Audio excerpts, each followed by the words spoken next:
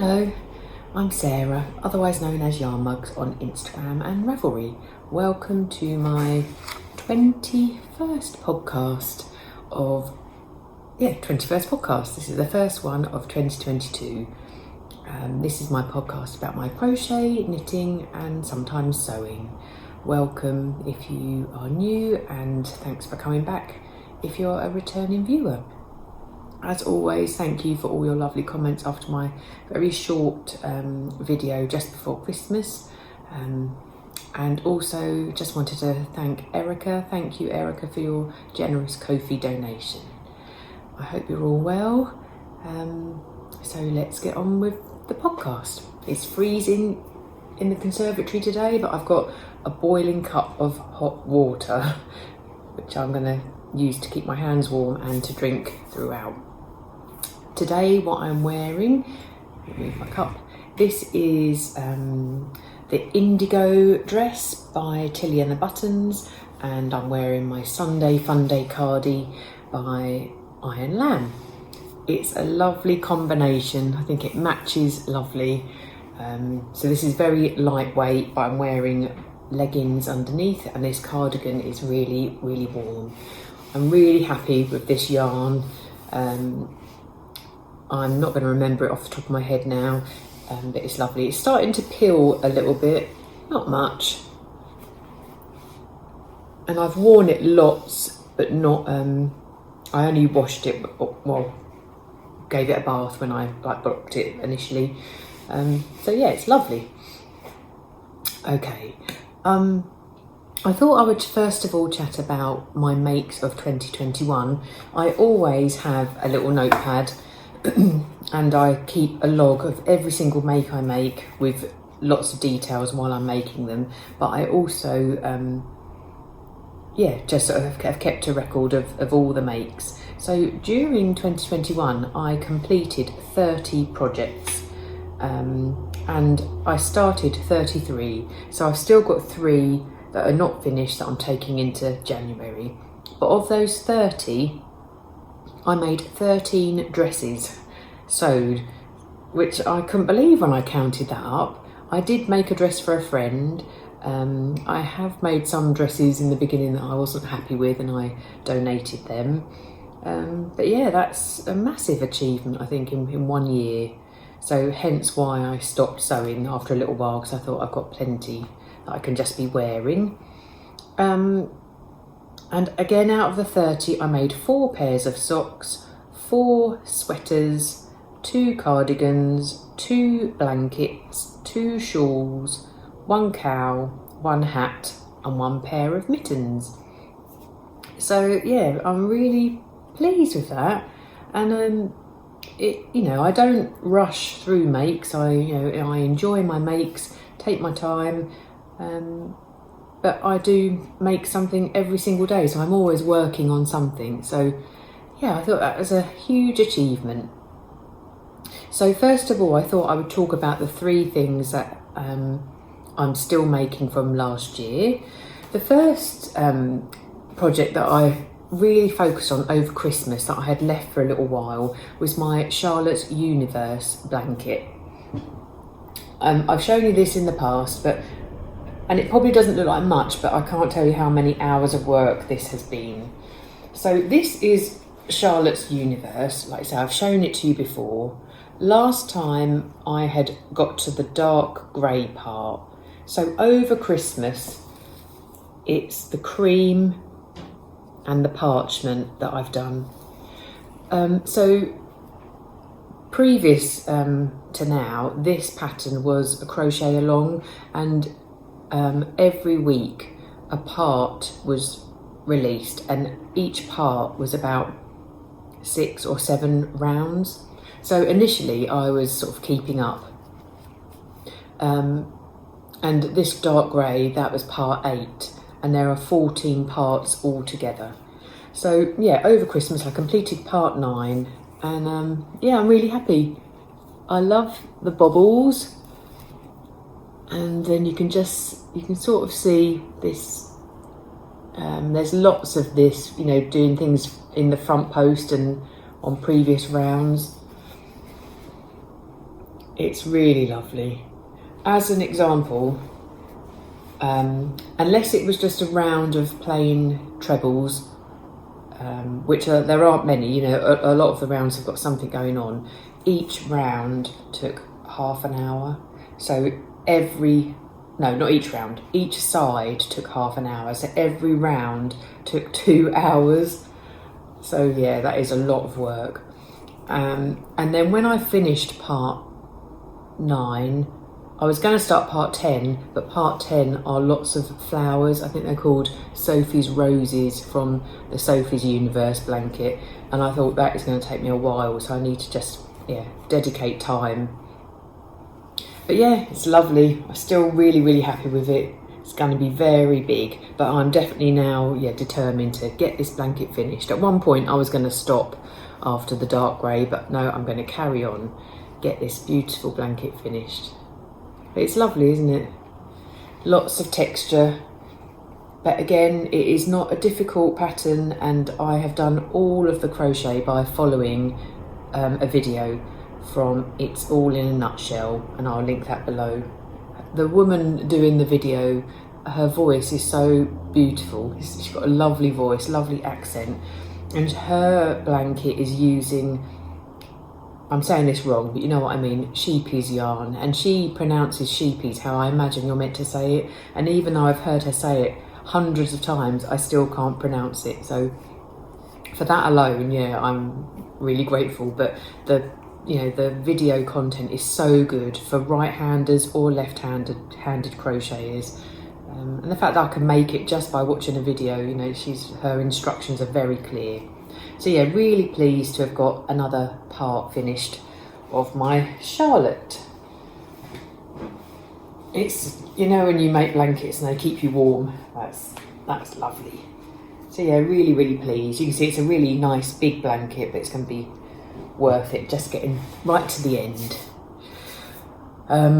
So that was one of my Christmas projects.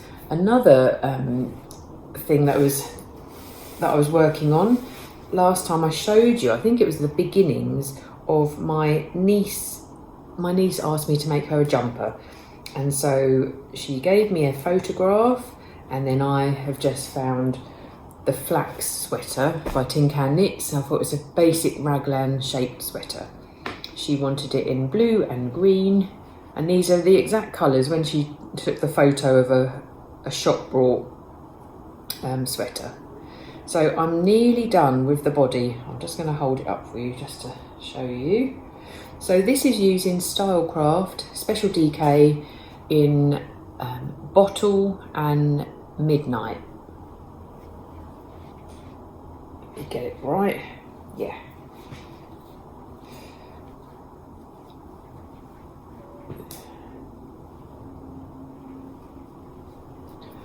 So it's going to be quite a loose fitting, relaxed fit. Yeah, you can really see that raglan shaping, a nice neck. And I'm literally on my last coloured stripe, which is the green. Let me hold it a bit better. So I've done the same amount of rows for every stripe, and then once I've finished the green, I'll then do the rib in the blue. Now so far I've only used 2 balls of yarn, so that's 200 grams, and I think I just started a third, or the second ball for the blue, and I've only just started the second ball. Well, I haven't even started it yet. I'm just about to introduce my second ball of green.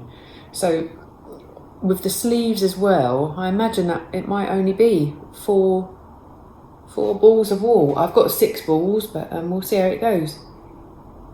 I'm a little bit worried this might be a bit too big, but what I did was, she found one of her favourite sweaters, and I laid it flat and then took the measurements of that so I could work out how deep it was till the separation for the sleeves, how deep from the separation to the rib, and how long was the sleeve.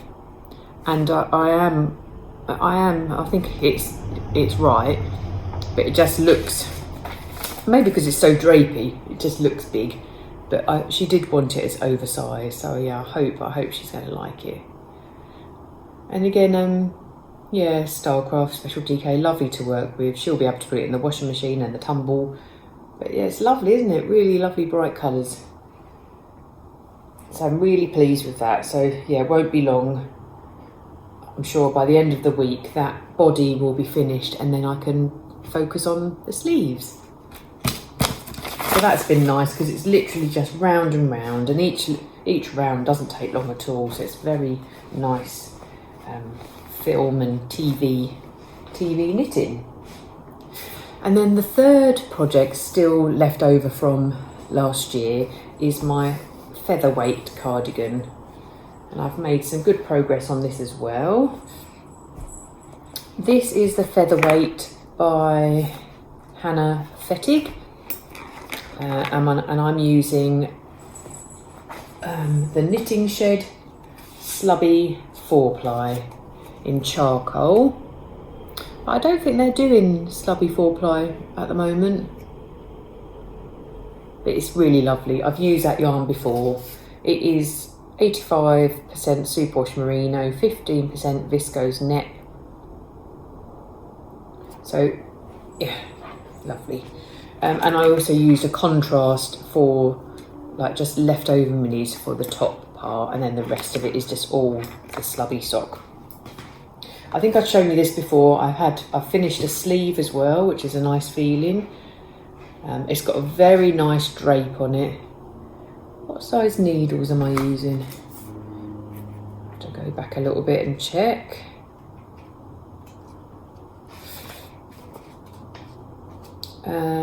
I'm using size 5mm needles, so they're quite big needles for a 4-ply. It just gives that really nice drape. I think the last few times I've tried to show it, it's been difficult to show where everything curls up. And with the lights, that's the inside. Let me turn it around. Yeah.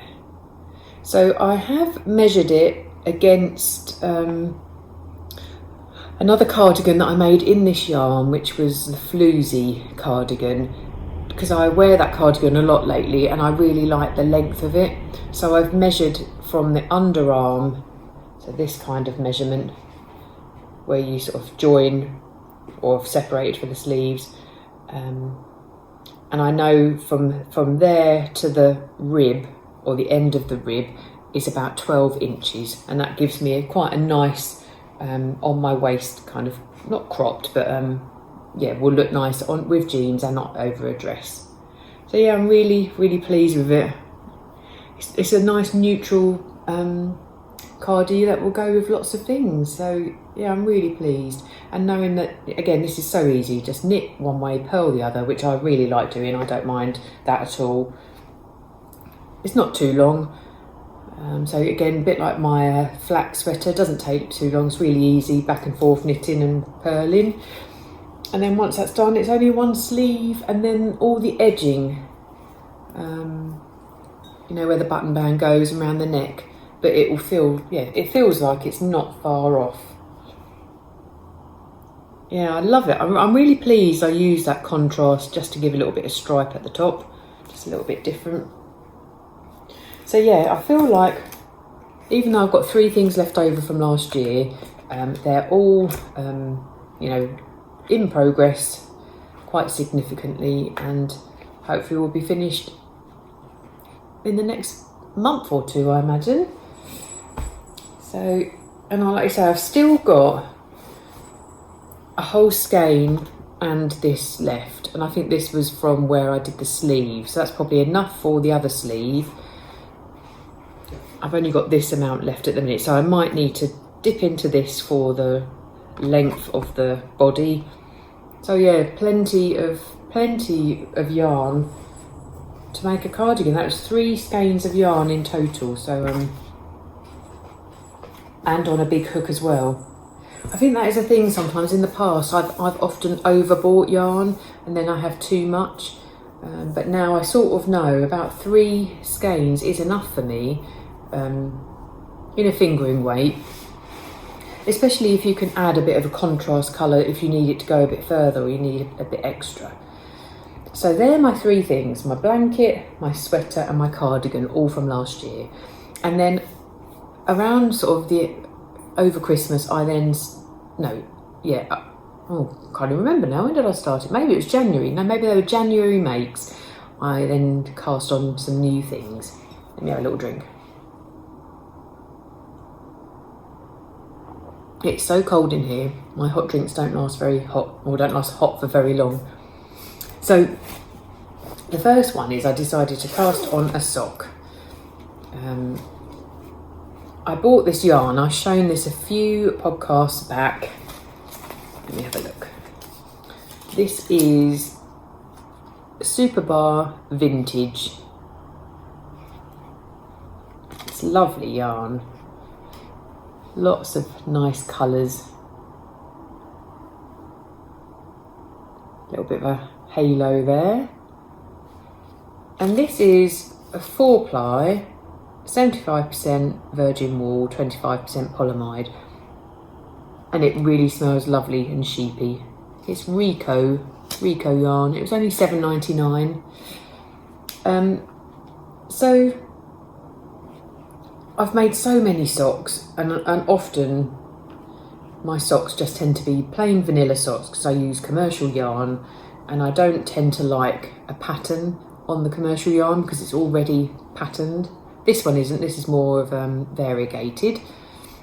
And I was searching through my library of patterns, and I kept thinking, for this year I really want to try and make some of the patterns that I've bought, or some of them are free, but it's almost like there's no point in having a massive library of patterns and never using them. So I scrolled through and I found they're called Mount Airy socks by Mary Lukas, and it described them as a patterned sock, but really ideal for variegated yarn. And also they were toe up, and I've not done a toe up sock for ages, so it felt quite it was really felt fun, you know, doing something different that I don't normally do. I did have to remind myself how to cast on for a toe up sock. So it's a plain knit on the sole, like most pattern socks are, and then the foot has got, I might turn it sideways a little bit, you can just see there's a little bit of a ridge, like a texture, and it's a lovely 5-row pattern repeat. Get it a bit closer. Yeah, you can really see those ridges. Oh, it's lovely, it's really nice, and I'm loving the yarn. So yeah, I'm really enjoying that. Just enjoying, it's not a new skill, it's an old skill, but just rather than just doing the same thing over and over again. And I've got a few toe-up socks which are all really comfortable, so it's not like I prefer the comfort of a cuff down or a toe-up. And this pattern calls for the Fish Lips Kiss Heel, which I've done loads of times and again fits really well. So yeah, this is a lovely make. Really pleased with that. It's really pretty yarn, isn't it, with the pops of those green and just that little bit of texture, just to give you some interest when you're making. I do keep sort of taking, you know, every time I do a little bit, just looking at it, because there's some lovely different pops of colour. Yeah, so I'd highly recommend this yarn. It's lovely. What does it say about washing? It says 40 degrees in the machine, so yeah, that's always handy. So yeah, Rico design, Superba 4-ply. Lovely. And I've got these in, I don't know if I've ever shown you this before. It's a really beautiful project bag by the Little Grey Girl. And this is her kind of signature pyramid shaped bag. So clever. Love, really well made, it's beautiful. And yeah, perfect for socks or any smallish project.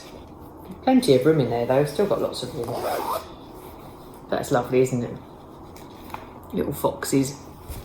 And this is, yeah, the little grey girl. Then January the 1st, I'd been planning on starting a new crochet blanket because Ali from Little Drops of Wonderful and Sherry from Ollie and Bella have started a crochet along called the Cozy Winter Blanket Along. And I've mentioned this a few times before that I wanted to make Attic 24's Yuletide blanket, but not in her Christmas colours. So I've got these 3 colours. They aren't named, they're just numbers, but they're from Hobbycraft. They're the Women's Institute. I've got the label here. Yeah, the Women's Institute. They're always on buy 3 for 2. And it's acrylic yarn. And I've started. So this is my blanket so far.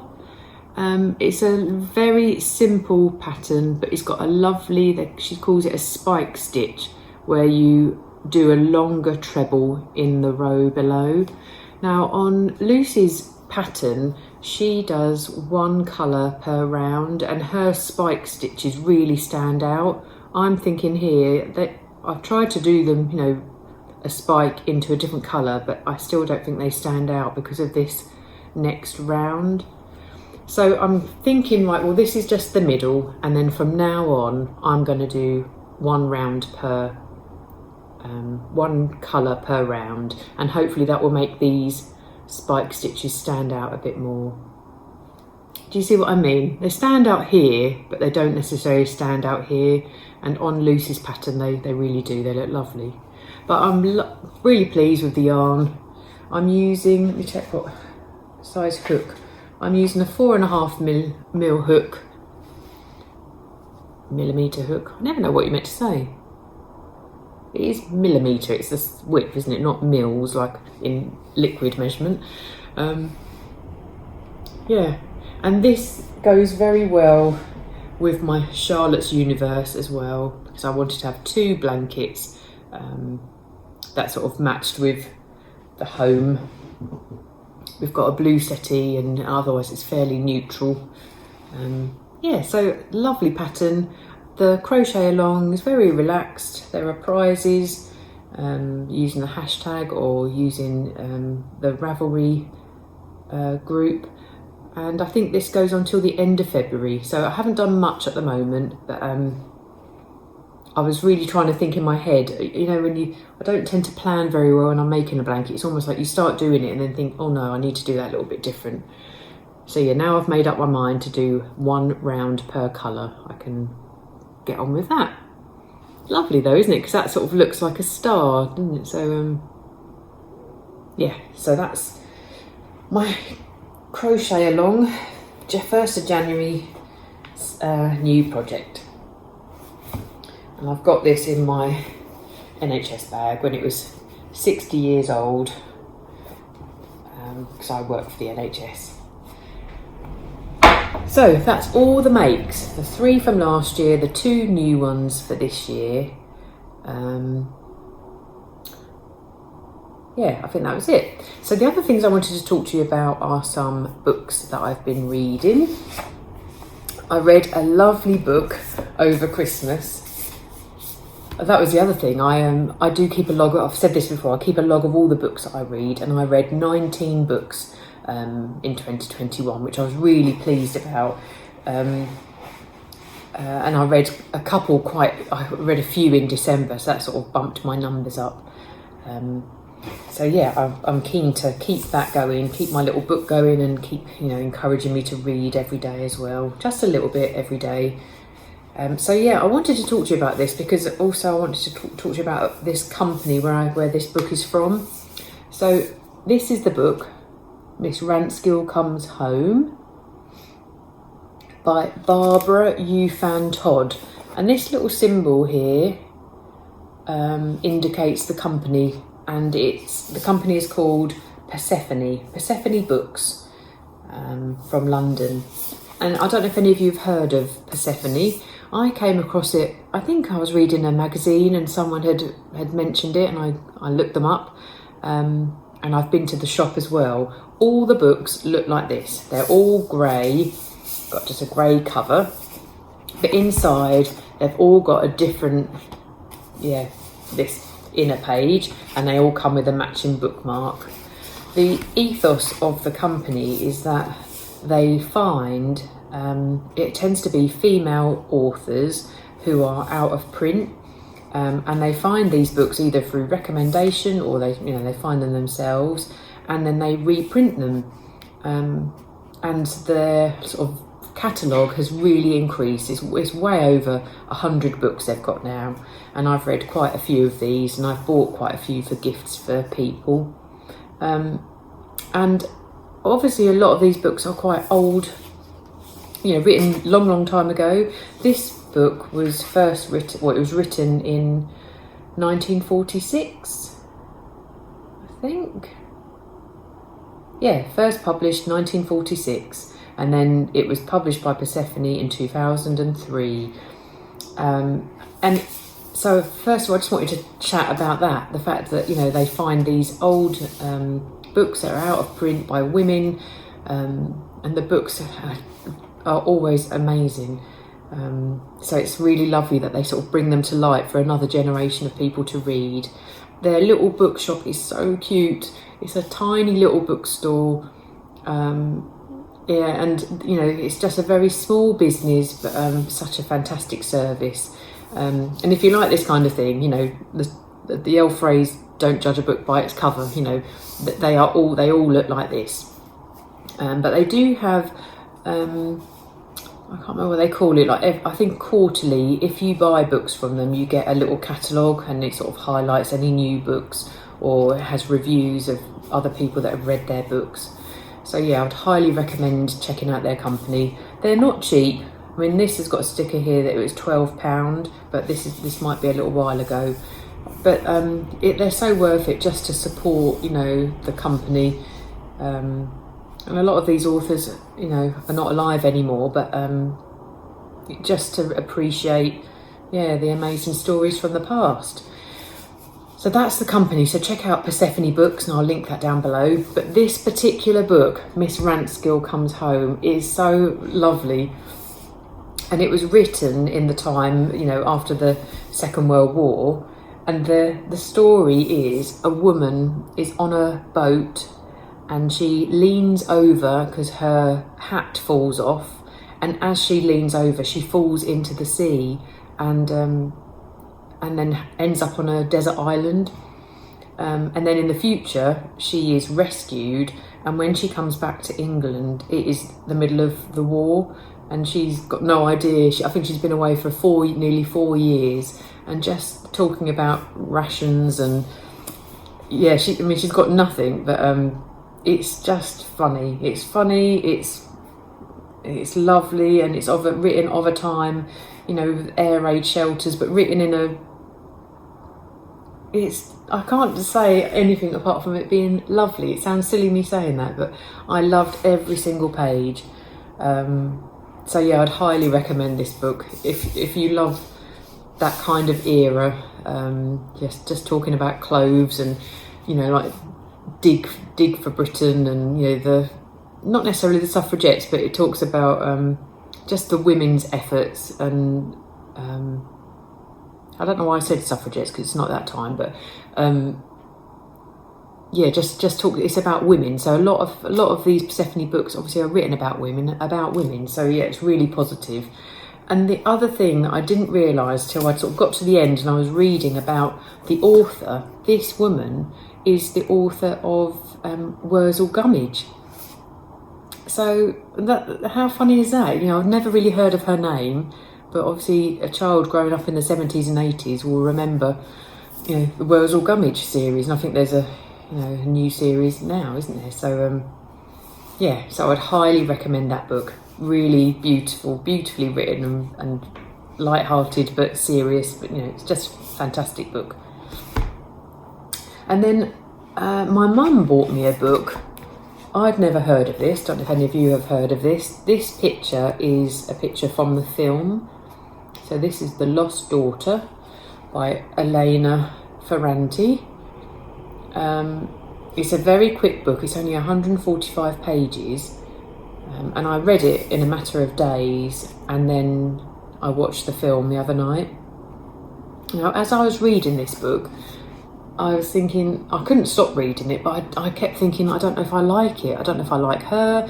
Didn't like the characters, but I couldn't stop reading it, and it is fascinating and will make you think about things. Again, I never know how much to say because I don't want to give the story away, but when I watched the film, I was really glad that I'd read the book as well, and the film was very true to the book. And I suppose the premise is this woman is a professor. She's an academic. She was a mum of 2 children, and she sort of talks about her struggles between being a mum but also wanting a career. So some of it is quite, I don't know if it's hard to read. It's more, it just makes you think about yourself and the struggles that you might have had. So I would recommend it, and I would recommend the film as well. The film has got lots of great reviews, and this is Olivia Colman. So it's an unusual book, but because it makes you. I was saying to my husband, I didn't know if I liked it, and he said, "Well, that's the whole point of books sometimes, to make you think, isn't it? You know, you don't have to agree with her or agree with what's going on, but it just makes you think about things." So yeah, it's a very quick read. One of those palette cleansers where you can just read something quickly in between your next bigger book.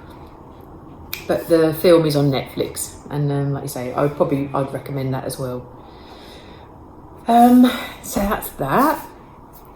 Have another drink. My hands are freezing.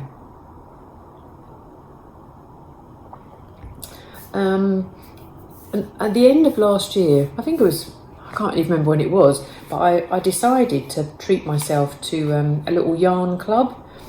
I'd never done it with this yarn company before. It's Beaches and Birdsong, but every time I see other people with their yarn, I think, oh yeah, I'll get that.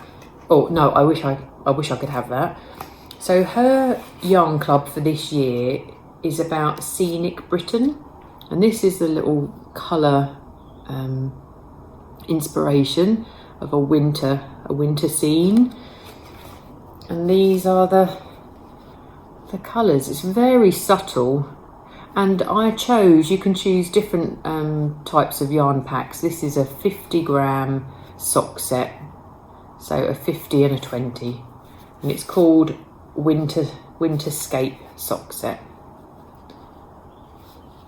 So when I first saw it, I didn't know if I felt a little bit underwhelmed. You're like, oh, it's quite pale. I know I don't tend to use lots of bright colours, but it's very pale. I don't know if I want to put it in a pair of socks or put it into something else, because it might be nice in a shawl. But what do you think? I suppose it does match the picture. Not as blue as the sky, it is very subtle. So I've signed up for that. I think, like I say, it's every quarter, and it'll probably be seasonal, won't it? Scenic Britain, I imagine. Winterscape, and maybe it'll be a spring, summer, and an autumn. So yeah, that was a little treat for me. I'll let you know when I make it into something. But yeah, it's very pale, and I don't know how I feel about it or what I want to make it into.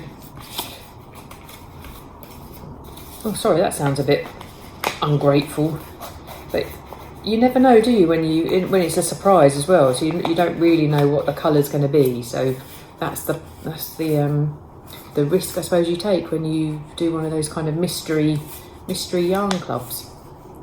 So that was a little treat. Talking of treats, is anyone going to this Wolfermabbe Wool Show? So I've never been to this show. It's not too far away from me. It's probably about 45 minutes drive away on the M25. Oh, excuse me. And it's next Sunday, the 16th. There are still some tickets available. They're time slotted tickets, so I'm going at 10 in the morning, but you can stay there all day.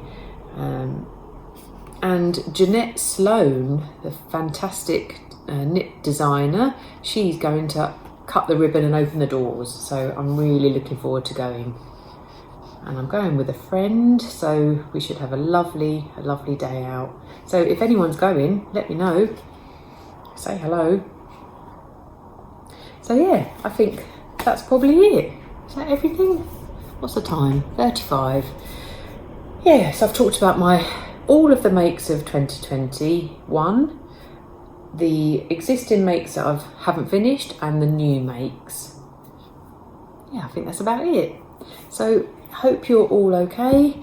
Stay warm because it's pretty chilly here in the UK. I was looking back on my Instagram from last year and it snowed last January, about 24th of January, and they've had some some snow up north, not here where I live, but we've definitely had some icy cold days. And our football at the weekend, it was absolute torrential rain. So cold, but yeah, still very grey, lots of grey days. I'm definitely taking vitamin D at the minute because we just don't really have much sun. It was a sunny day yesterday and I had a lovely walk with my husband in the lovely blue sky. So yeah, just got to make the most of the weather, whatever it is at the minute.